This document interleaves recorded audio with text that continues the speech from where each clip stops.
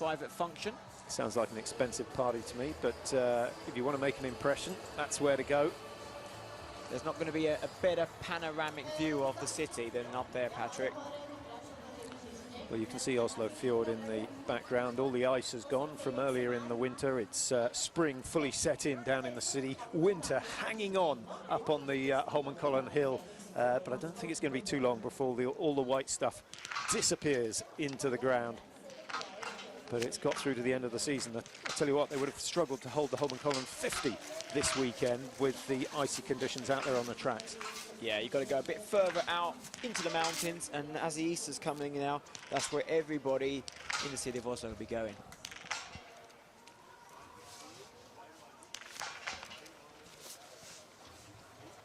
Now, what's Bailey got in store for the final race of the season? He's been on a little bit of a downer with Susan Dunkley also struggling in the last couple of days of the season. The shooting's gone awry, which is a shame. Bailey missing 3 in the stand in the sprint event, which set him off to a poor start, and then he was always playing catch up in the pursuit. He did gain he gained a few places, went up to 23rd from 44th, so that wasn't a bad effort in the pursuit. 2-0-1-0 his shooting score in the pursuit yesterday. 3 successive days of racing at the end of the season. Yeah, I'd need to sit down after that as well. Yeah, what a successful season for Bailey. You know, it's been the best time ever for him this year, winning the first World Cup of his career. And of course, America's first ever World Championship title. What an occasion that was. Johannes Thingers, yeah, looking serious. We'll get an idea of how he was. Hopefully he'll enjoy today. Julian Eberhardt, if he can shoot well, he could be in for a good one. Simon Schempp, it's essential he gets a good performance. Simon Schempp being the only athlete this season to win 2 mass starts. Well, there you see the setting and the athletes all in the warm-up pen at the moment. Those ones that have checked the rifles, and Martin Fourcade looking for his 14th win of the season if he can get it today. 13 in the bag already. Johannes Tingesbø will try and stop him, but might need to be leading by 15 seconds or so coming out of the last shoot. Svensson, it'd be nice to see Emil Hegler Svensson get a win. He hasn't had one this season. Julian Eberhardt, 2 wins, both in sprint. But actually, the last couple of weeks, he's started to show that he compete in the 4-shoot races as well, which has certainly not been his thing in the past. So the Austrians will be hoping that Eberhardt is there or thereabouts coming into the range for the last time. Yeah, it seems like some of the races are actually more suited to some of the athletes, especially later on in the season. So there's a lot of good shooters out there, but can they hang in there and hold full focus for all 20 rounds? Now, just explain, because if you look at the stats over the years, there is definitely a correlation between ski form and shooting ability. Doesn't mean everyone's shooting brilliantly when they're on their best ski form, but they shoot better than they do when they're not on ski form. Is that all to do with the recovery as you come into the range and the fact that your pulse drops a little bit quicker? It will definitely help. You know, if your body's in good shape, you're going to recover faster. Also believe that. Oh, hang on the course. Okay, today's course, it's going to be a little bit cheeky on the, just adding an extra 500 meters. Going to climb a lot higher than they were yesterday. And then, of course, the descent exactly the same. So the last section of the track is exactly the same, but going around the loop 5 times 3 kilometers. Everyone says the individual is tough over 20, but racing head-to-head, where you almost certainly can't race your own race. You have to get involved in the battle. Yeah, the 15K mass start is brutal. Every loop from the word go, you are pushing yourself, and maybe it's not your race. You are just hanging in there to someone else's speed, just to stay stay as far up that ranking as you can. Yeah, it's a little bit of a shame because we've got, what, 110 athletes on the tour at this stage of the season and only 30 allowed to enter the mass start. So it's somewhat elitist, but it would be nice if there was a B mass start, just so a lot of athletes could get that experience, because those who very seldom do it don't get used to it. And the gap between them and the experienced athletes widens. Yeah, and also there could be quite a few athletes who don't make the cut of the top 30 who are, this race suits them perfect, so they never get a chance to actually go head-to-head in a mass start. Plenty of Norwegians racing today, as you can see by the suits just behind them. You can see Andre Morovitz of the Czech Republic, the Czech women doing themselves proud this morning. Bukalova back on the podium, the Norwegians with 5 entries. In terms of their World Cup positions, Johannes Tingesbo is 3. You've got Svensson who's 7. Bjorn Dahlen still in the top 10. He's 9th in the World Cup standing, so another good race from Bjorn Dahlen, and he'll secure yet another season in the top 10. Tarjei Bo down in 27th, but he didn't race until we went to Austria and the World Championship, so he's missed the majority of the season.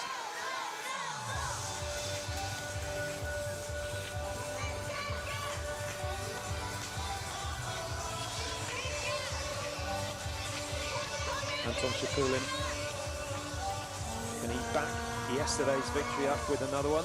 Certainly on the sort of form we saw from him, he looked comfortable in terms of ski speed, but it was his shooting yesterday that won him the day. He was the only one of the leading 3 that shot clear on the final shoot, so advantage Shapulin in terms of confidence. Yeah, and when you see it's all on the last shoot, and yesterday there was a head-to-head battle, and Shapulin was the only one who managed to come out the range clear. Well, the mass start World Cup trophy up for grabs, just as it was in the women's race. Simon Schemp leading on 2:10. Martin Fourcade on 1:88. So 22 points between the top 2. That means that if Martin Fourcade wins, Simon Schemp has to finish in 5th. If Fourcade is 2nd, Schemp has to finish in 9th. And if Fourcade is 3rd, Schemp has to finish in the top 15. I don't think we need to go any further down the list. Fourcade, he's hardly ever off the podium. So one of those scenarios is likely to pan out. But we will see. There's Pfeiffer, 30 years old yesterday. We forgot to sing him happy birthday. We'll do that later on today. Svensson is 7. Number 4, that's Julian Eberhardt. 2 wins, as we mentioned, this year. Can he make it 3? Certainly the Austrian with the best chance. There's the legend, Bjorn Dahlen, wearing 9. 14, Dominic Vindisch, the #1 Italian this year. Krishmar for the Czech Republic. He'll be delighted he's got himself a start. 23, Schlesinger. And then those with bib numbers 26 to 30, all the form performers. So, welcome to Oslo for the final race of the biathlon season. 15,000 meters to go. And it's Anton Shapulin of Russia who leads the group of skiers out of the stadium, and they'll break to the left, and already the climbing has started, but it just gets steeper and steeper and steeper over the first 500 meters, and I think they might just ease off on the pace. No one making an obvious effort to get from the back to the front, probably not a bad idea. Sweden, you can see Freddie Lindström, pick him out, he's in the bright yellow top. He looked very relaxed this morning. Just had a chat to Bjorn Ferry, who's commentating for the Swedish channel. What's up with Freddie? He said he just needs to train harder. That's a little bit harsh. I said, do you mean he needs to spend less time with the family? He said, yes. You've got to treat this like you do your oxygen in the aeroplane. You help yourself first, and then you can help someone else. Yeah, it's a difficult balance. You know, you've got family, you've got children, and you have to prioritise a lot of time being away. Then it's a very difficult combination. But if you're not happy with being selfish, there's no point being selfish, because you know, you're just not going to settle into the life. And Lindström's not done too bad. He had a great race yesterday. Nice to see him out there picking up a bunch of flowers for finishing just off the podium.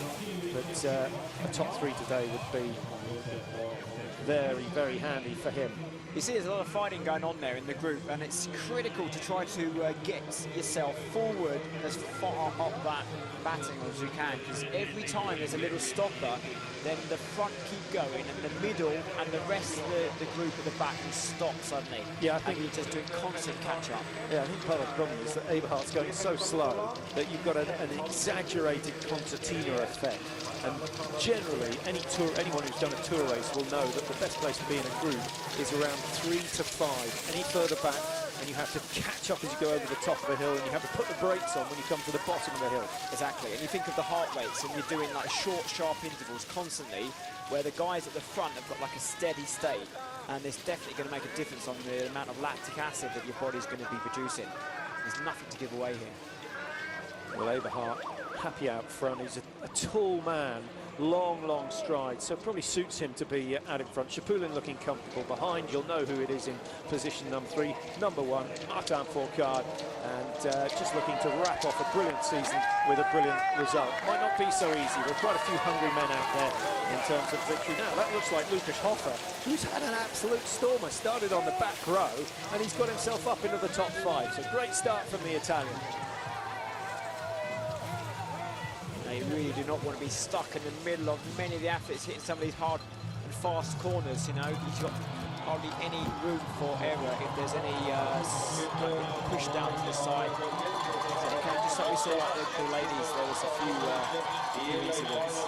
Well, from having all 30 athletes within 25 metres, we've now got a spread of some 150 metres, and that's all to do with Eberhard just putting on the accelerator. And he chose the last, 15 metres of the climb to accelerate, and then just gain ground as he went down that first downhill. And you see the where you are positioned in the group there, if you haven't got a good place, then you kind of get forced out to an ski in an area you know, actually don't really want to be. Up towards 1.5. A tenth of the distance completed. It's taken them 3:43. They'll be sub 40 for the distance today, but you've got to remember they've got to stop to shoot on 4 occasions. The challenge with this race, Patrick, is that maybe you don't want to be going exactly as fast as the start, but you feel you've got no choice. You just got to hang in there with the battle, otherwise you get left behind. So you find yourself skiing outside of your own limitations.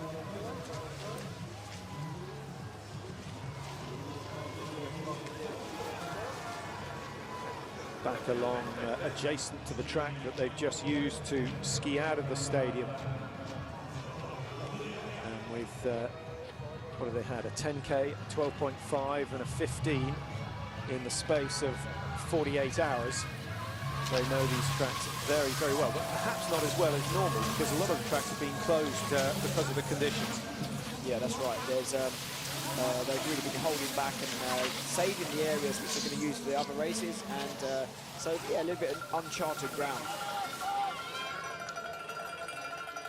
Giesbach, the 5th Norwegian that we didn't mention earlier on, Fredrik Giesbach, he's done well, raced well this weekend, and consequently gets a start, not in the top 30 of the World Cup rankings. He's down in 71st position, so a new experience for him. I see a big difference in the ski speed, the glide coming out of that last hill there. They're starting to ski and break into, like, using their body more a lot earlier in comparison to the ladies this morning. And you can see how much softer it is. No treatment on the track in between the races. Not enough time really to salt the track effectively. They have used salt this week, but as Mark was telling us, they use sea salt, which is unusual, but it has the same effect. Yeah, it's sea salt from the local area, and they've been putting on 100 kilograms of salt per 1 kilometre, which is a lot of salt. So here we go, shoot number 1, and the group highly likely to get split. No one shooting clear in the women's race this morning.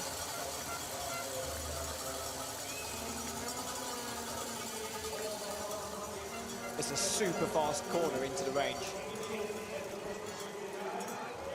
you do not want to be on the first lane because you've got to break straight away. So Picard gets a little bit extra time just to breathe and reload into the first shoot. Still a first storm, which means a quiet before the storm. Okay, Picard with problem. Oh, Martin Foucault. Has he lost the magazine? He's half that. So, perhaps only 10, 12 seconds lost, but he's going to be playing catch-up. Shapulin's gone clear, Eberhardt missing 3. He was the one who pushed the pace earlier on. He's paid a heavy price. Piper making up for, well, obviously not celebrating too heavily last night. He's gone 5 with 5. Jordan in the running. Vindish really need to pick out the misses. Johannes Tingesbo the most relevant, and Julian Eberhardt with 3. Moravitz with 2 as well. And Bailey of the United States going clear. That's very similar to what we saw from Dunkley this morning. Spencer, good shooting from him. He's cleared, what have we got? 18 out of the 30, hitting 5 with 5. The fastest of those to have missed is Goranichev, who's come out in 19th position. But Ada, Shapulin, Ada benefiting from his fast shooting. Shapulin in 2, Bailey in 3.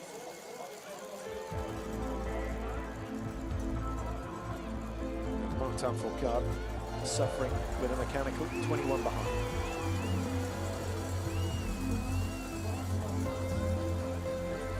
Well, here's your lead group. Simonada, he certainly deserves a win. Now, what's going on here? Do you think he's lost a magazine on the way round, or just didn't load it initially? No, if he had lost a magazine, there'd be no point making a fuss about it now. He could say something on the track on the way out there. I think that you just use one of your other magazines and you get it fixed later on. So it's something else that's happened.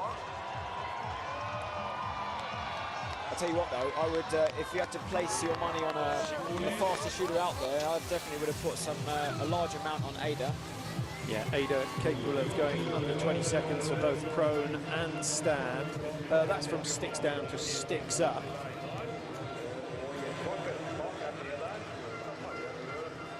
Consistently the fastest throughout the year, Simonada.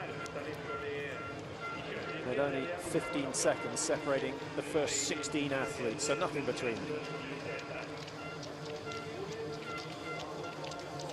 Well, the slow pace after the first shoot has allowed Martin Foucault to get back into this one. He was 21 seconds behind, and that margin now down to something like 11, 12 seconds. 23 going through. Mickey Schlesinger dropping down the order, 23rd in the World Cup standings. He would have hoped for a lot better than that before the start of the season. He's a long-time servant for the Czech team, and he's been there from hard times through the current glorious times. Yeah, he has. He's really, you know, he's been there, part of the furniture in the Czech team, and he's really starting to show amazing performances now.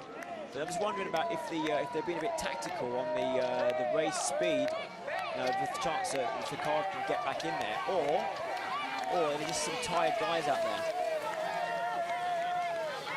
Last race in the season, legs have been 2 days of competing. I think there could be a few guys ready to finish off this last race. Well, that's quite a sharp left-hander. You can see they haven't got a huge amount of room to play with. First time round, they took it a little steadier. Now letting rip as they head over the road. And then, of course, they've got Gradis Bakken to think about that stiff climb before they come into the second shoot. It's really critical you take that last downhill as fast as you can, because you see if you just put too much brakes on, then you don't really get much up the next hill. Just looking at athletes who we talked about, Lucas Hoffer, who started at the back of the grid, worked his way towards the top 5, then went and missed 2 on the pro, which is often why they say it's just not worth pushing too hard on that first 3-kilometre loop. Yeah, it's getting a little bit tactical out there. I see there's a few guys holding back already. Nobody wants to go in front. But when you've got a 21-second lead over Martin Foucault, surely you want to capitalise on it. But Daniel Lowen Bailey, he will take the front. Yeah, and this is exactly what we saw with Dunkley after the first 2 shoots, but then things, what did she miss? 3 on the first stand to put her out of contention. Bailey's another man who's improved his standing shooting dramatically this year. Giesebach only 18 behind. He went clear. He's the slowest of those who hit all the targets. Benedict Dole just behind him, 23.8, the sprint world champion. Terrier Beau in 21st, Semenov down in 22nd.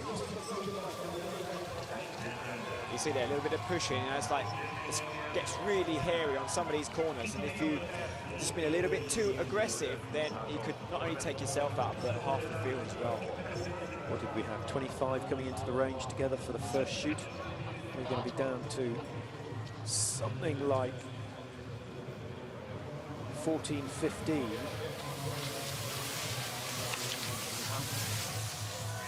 The card is up there, and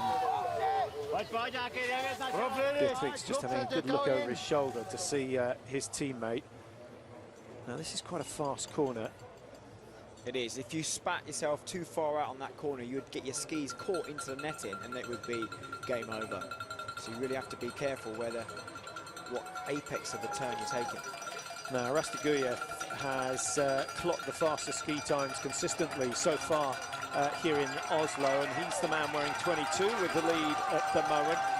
Don't be surprised if he's leading at halfway. Do be surprised if he's leading as they come into the finish. But Martin Fourcade, who was 21st after the first shoot, it's taken him 2.5 kilometres to get back up to the front, and he was down in 18th position. That's insane. Now he has a problem with the range and claws himself way back to the front. He likes to control things, and he knows that his presence at the front is a disturbance for everyone else. Yeah, the psychology there, and like you know, it's the rest of the athletes thinking that they know how well Martin Fourcade can shoot, so it's not a good feeling. Now he plays a lot of games. A lot of people don't approve of it. I think they see it as arrogance, but you know, you can do it tactically, you can do anything you like, you can go as fast or as slow as you like out there. It's just that he's actually bold enough to do something different. Yeah. And the others have just got to ignore it. If you get tied up with it, if it disrupts your train of thought, then it certainly is going to affect your shooting performance. But Fourcade's where he wants to be, leading in. He's going straight up to lane 1, which is where he zeroed his weapon earlier on.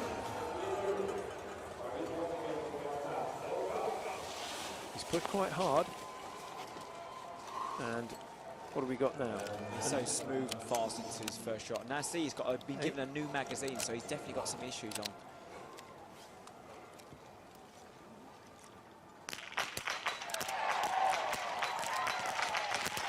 Juliana Bjorndalen, one of the first to strike.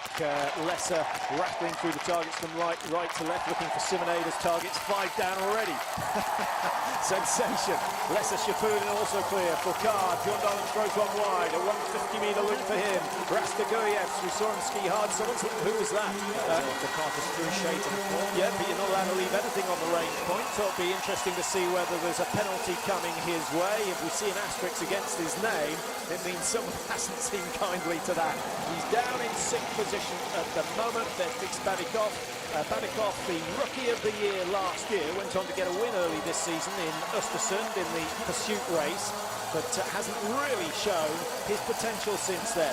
Lindström 11, Schlesinger down in 12, 11.2 behind, and Bjorndalen, having paid his penalty, now finds himself 24.4 behind, and Simon Schempp, who needs a top 5 to guarantee the mass start Crystal Globe, is struggling a little bit. Simon Schempp with 1 miss only, 26 seconds behind at the moment. And there you see your top 10, all 10 clear so far. 13 of the 30 with the perfect score at the halfway stage.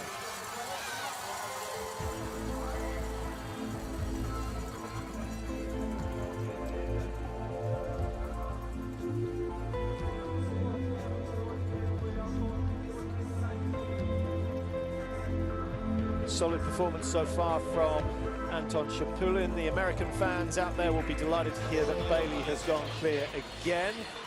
The individual world champion. I don't think he's ever going to get tired of hearing that. But the trouble with the world championship title, it only lasts for a year. The Olympics, you get 4 years of glory. Yeah, no one remembers second place. We really have to cash in on that win. Yeah, it was a tremendous race. 3.3 seconds between Bailey and Andre Morovitz. Not quite as tight as the sprint. What was it, 0.1 of a second between Johannes Tingesburg and Benedikt Doll. Doll, the German, coming out on top.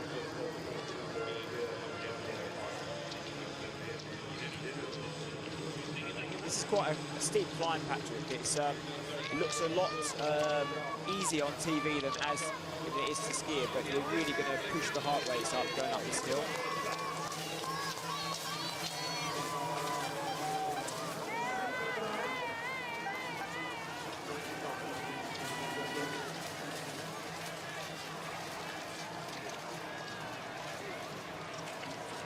Good solid pace being set at the front.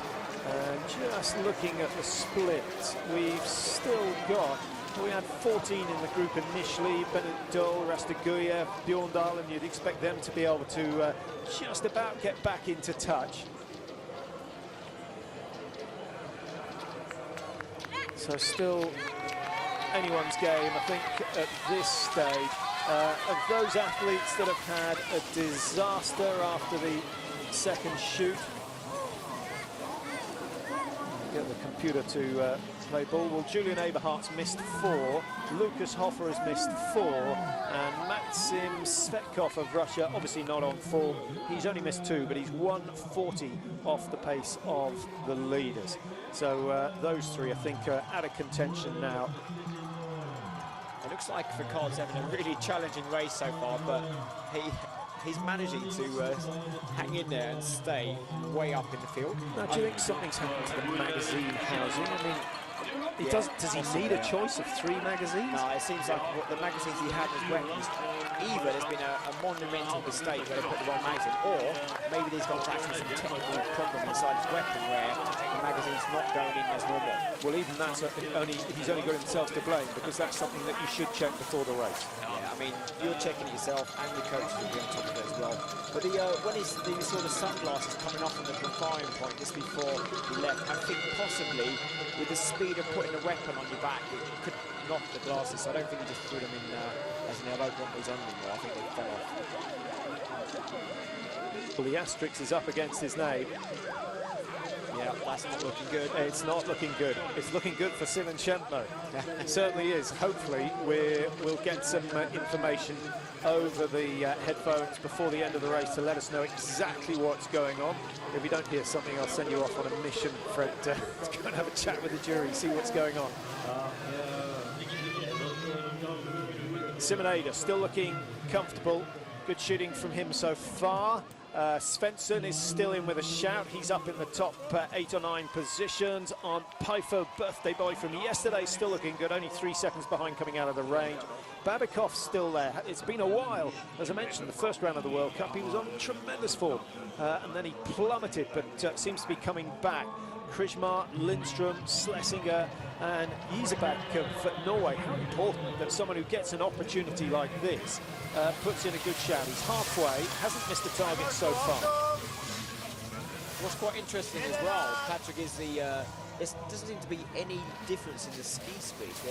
When they're in the downhill sections, there's no one particularly accelerating from the rest of the field. So I think the salt in the track, it really brings things to a level playing field. Yeah, I had a chat with the Matches reps, and they were saying that the actual structure on the base of the ski is so important. It is possible to get the structure run, as the Norwegians know only too well from their experiences in Sochi. Yeah, I mean, there's a lot to play in the how much water you can get rid of under the ski as the heat is created on this gliding ski. Schlesinger hanging on in there, number 22. That's Andrei Rastaguyev, not skiing quite as fast as he was on the first 2 laps. And Rastaguyev, pretty sure he has missed. He's missed 1, so he's done 1 penalty loop. I think it's make or break time now. Coming into the 3rd visit to the range, first stand shoot. If there's going to be a few shake-ups, it's going to be now. Yeah, I think we've got 12 in this leading group now, and then a couple not far off the pace behind them. Usually, the group cut in half with the first standing shoot, so we could see 6 or 7 coming out the other end. Bailey. What a moment it would be for him. Just one win in his career. He picked the right day, he picked the right race, becoming the first ever American world champion at biathlon.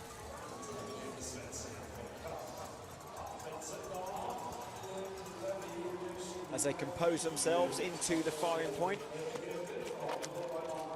A lot of psychology, you have to do your own thing, not to worry about anybody either side.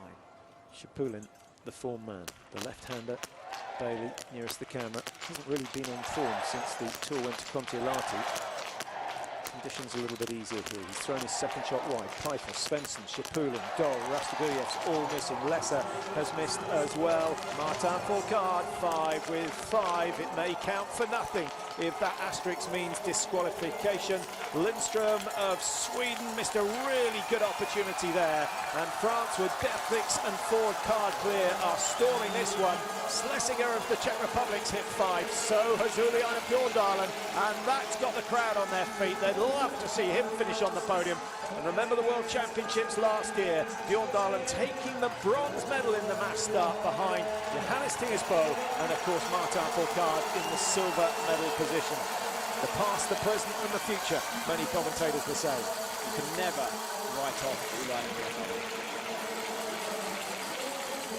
So 22:28 on the clock with the third shoot completed. They've still got 6 kilometers to ski. Now that would take your average club skier, what, 17, 18 minutes? Yeah, easily.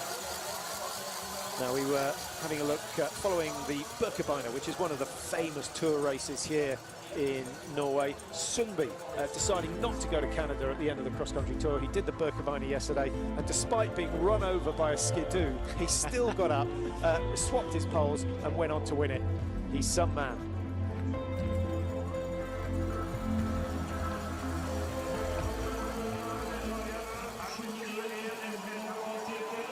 Well, I don't know if you saw Fourcade looking over his shoulder. He just looked at the big screen and he doesn't miss a thing. He saw the asterisk opposite his name and he'll be thinking, what on earth is that for? You know what, I don't know if the coaching team are going to say what the situation is, because that could, you know, if, for example, if he's going to get time on or disqualification, it's going to ruin his mindset. So I reckon he'll just keep it quiet and let him go at the end. Is there a possibility he'll have time taken off? No. You know what, actually, I now, because he has a bit of difficulties with his magazines, maybe. Possibly, but it's not, you know, as we said earlier, it was, you know, it's his own lookout to check that the equipment is working well. So it's getting rather important. We might just go down and see if we can find out before he comes in for his final shoot.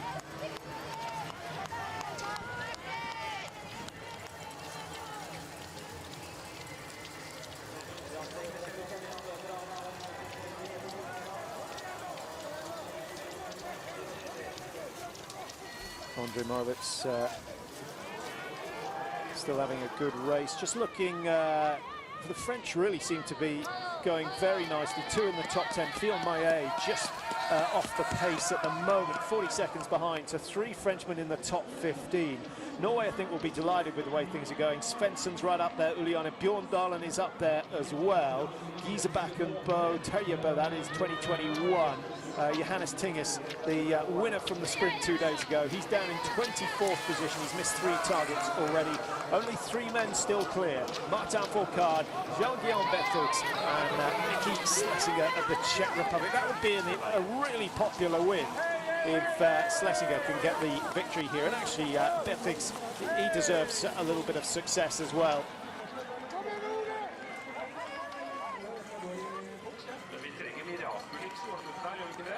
Well, he's turned on the turbos and wanting to finish his season with a 14th victory.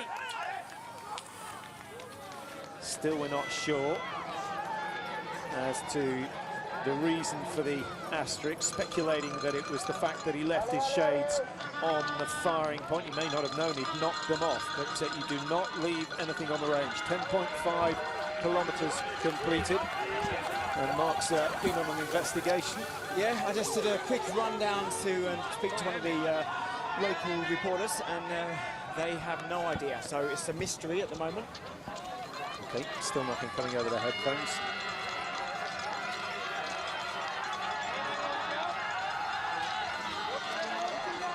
Up through 10.5, Schlesinger 20 seconds behind, Bethix at 21.6.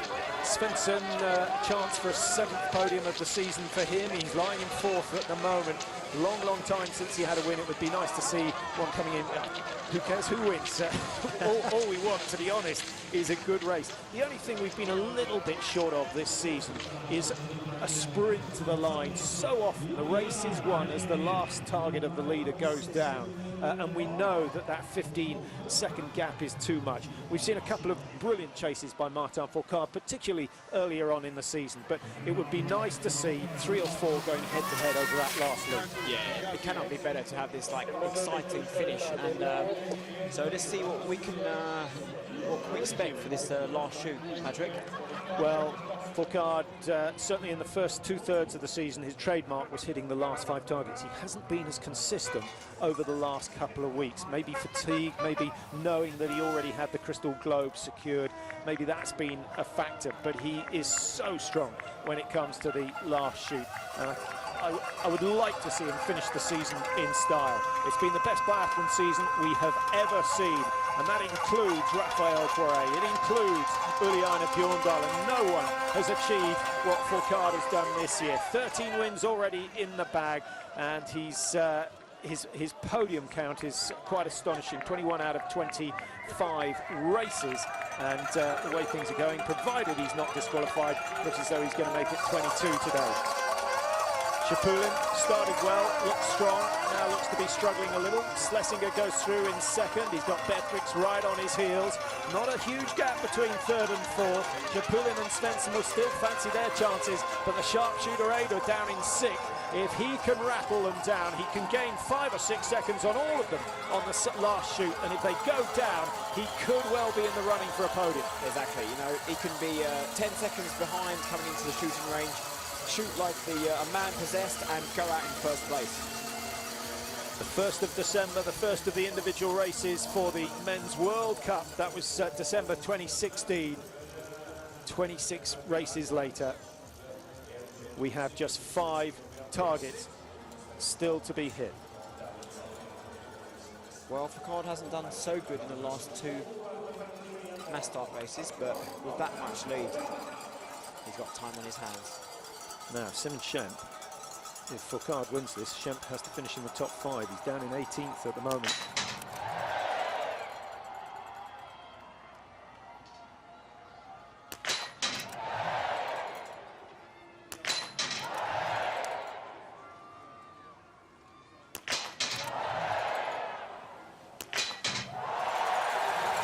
Fantastic shooting. And he knows it. Yeah. A punch of the air, it's a trademark of his when he knows the race is his. No one will catch him over this stage, but I do apologise. It would be nice if someone would let us know what the asterisk is for. Nearly always it means disqualification. Let's focus on who's going to finish 2nd should Fourcade's results stand. Beatrix misses the last shot. Schlesinger with a chance now. Svensson, Pfeiffer, lesser of all miss. Simonader did what we expected, cleared 5. He's going to get himself up into the top 3. And Schlesinger missing number 5. It's Rastakuyevs who's on the chase. And I think Rastakuyevs will eat up that distance between himself and Ada over the next kilometre. He's too far behind Fourcade to make a chase.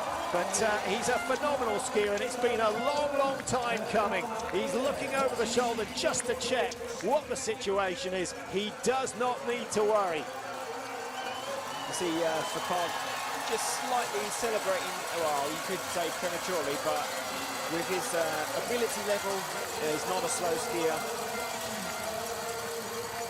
Pfeiffer down in 11, Bjorndalen 51 behind, and Bjorndalen missed one of the targets in the prone, which obviously was a big disadvantage, and that was all, 51 seconds. If he can gain 2 or 3, he could get up into the top 6, but he's got some fast skiers around him.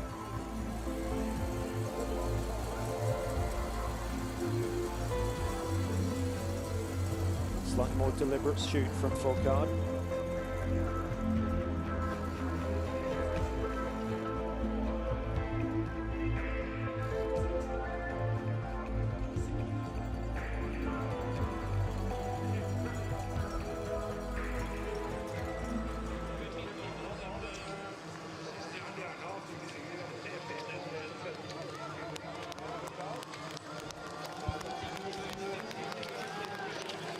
The master for 2016-2017, and as you'll know, this year he secured his 6th successive overall World Cup title. Bjorn Dahlem won 6 in his time, but they were well spread out. Martin Fourcade has done it 6 years on the trot, and it's hard to see who can stop him next year. This is the race for 2nd and 3rd. Rastogujev, as expected, has gone past Ada, but Ada's a gutsy competitor. Well, we've now been to the jury, we've been to the French commentators. Still no one knows why Fourcade has an asterisk opposite his name, and it would be nice just to let us know, and a little scroll across the bottom of the screen would help. Schlesinger, he's in danger of not finishing in the top 5, having been well positioned for the last 15 minutes of this race, but out on his own, as he has been all season. It's Martin Fourcade, a demonstration finish from him. He's got acres of space between himself and the 2 chasers, Ada and Rastogujev. And it seems he is the only athlete to have shot clear today. Yeah, only 2 in the, no one on the women's race. Only 2 in the women's race yesterday going clear. So the shooting standard here in Oslo, not as good as you'd expect. Okay, we've had a little bit of wind, but it's a really tricky range with the wind, because when it comes in, it doesn't just blow across, it drops down. There's so many buildings surrounding the range that it's not a consistent wind. It's difficult to read. Yeah, it's very unpredictable, and a little bit luck of the draw as well.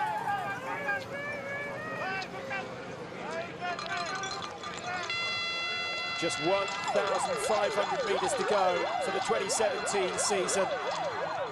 You've got to ask yourself, Patrick, if Martin Fourcade's going to get some time added to his overall time, then if I was him, I'd be going as fast as I could, just to maybe try to hit a little buffer in between. In which case, some information passed from the French team to him would have been useful, but I doubt they know what it's all about. But I think the most likely thing is that, you know, the magazine was wasn't his fault. In terms of, you know, he can't be penalised for that.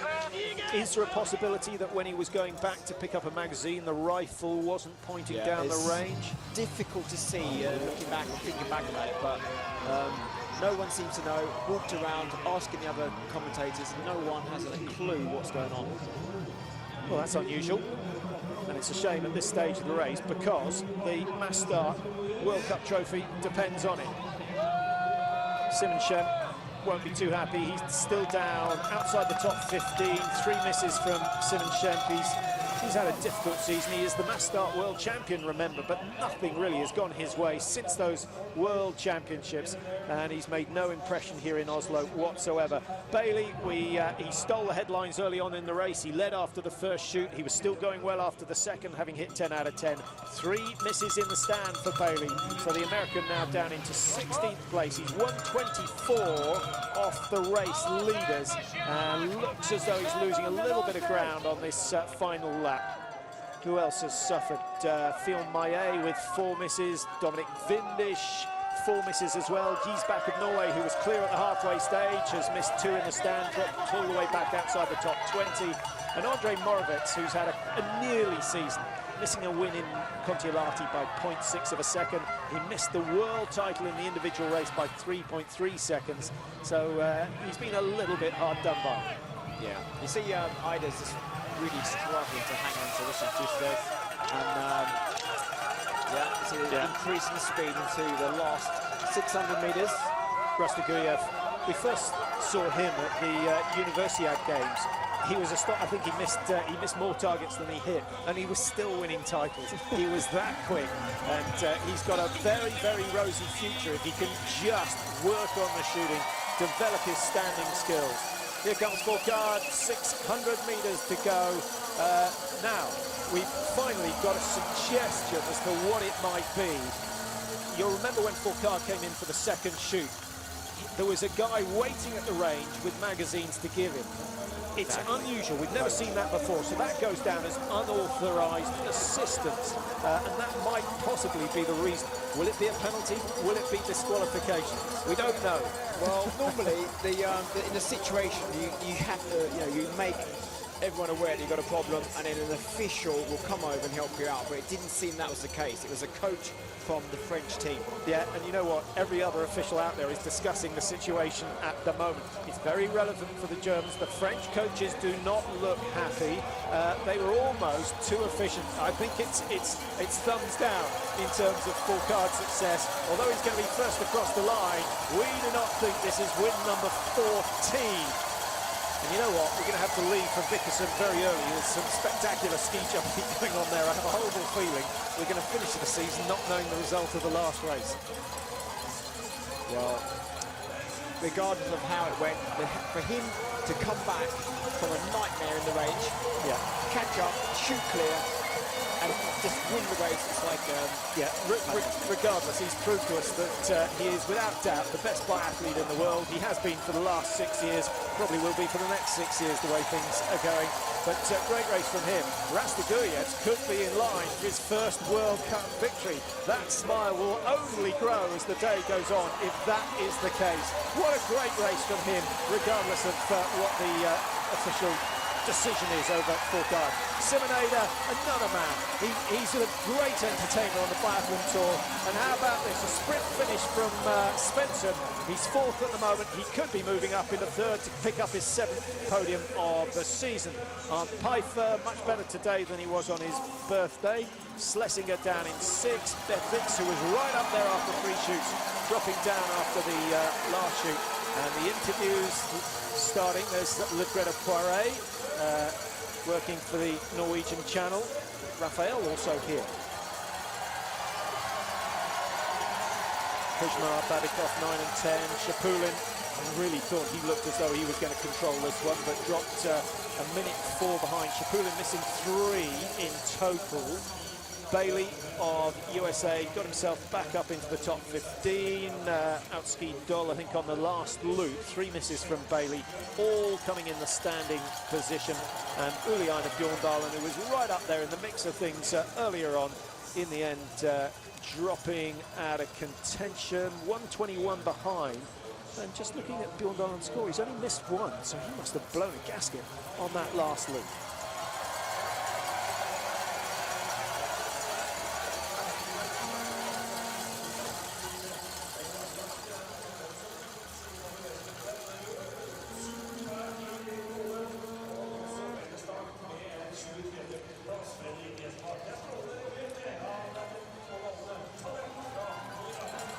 So the final race is over. Mark, another brilliant demonstration by Fourcade. Anyone you think can touch him next year? Well, the way we've seen it this season, Patrick, I would be surprised to see if he's got much contention for the next season coming. But you never know. Olympic year, a lot of potential for the rest of the athletes just below Fourcade. There's a lot to go for. Stakes are high, and if we're going to see any sudden jumps and advances, it's going to be into next season. Yeah, and well, some of the big names are focusing on the Olympics. Others concentrate on the World Cup and do a whole lot better than they otherwise might have done. Well, thanks for your company over the weekend. It's been fantastic you here having a little bit of inside knowledge of the way things work in Oslo, and of course the tracks around here. And hopefully we get to see you at some stage next season. We'll certainly be back in Oslo. So at the moment, Fourcade still sitting on top of the pile, 37-32, but a telling asterisk next to his name.